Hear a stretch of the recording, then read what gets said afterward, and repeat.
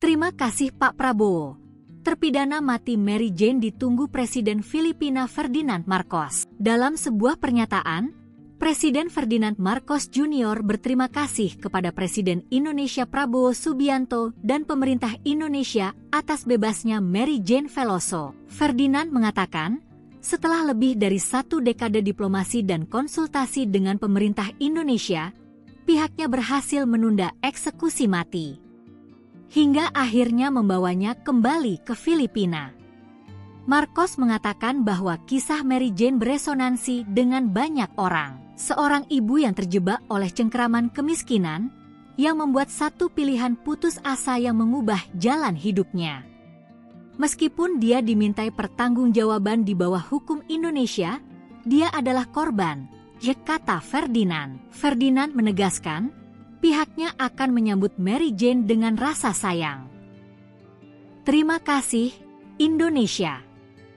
Kami menantikan kedatangan Mary Jane di rumah, katanya. Ferdinand mengatakan, Mary Jane akan diserahkan ke Filipina setelah dilakukan negosiasi bertahun-tahun dengan Indonesia.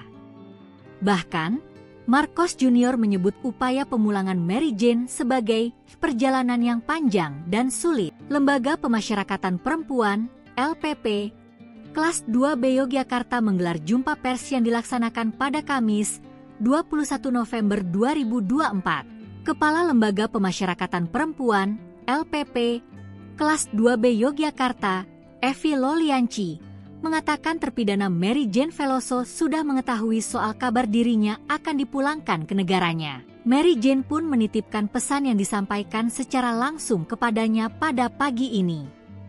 Salah satu pesan yang ditulis Mary Jane adalah ucapan terima kasihnya kepada Presiden Indonesia.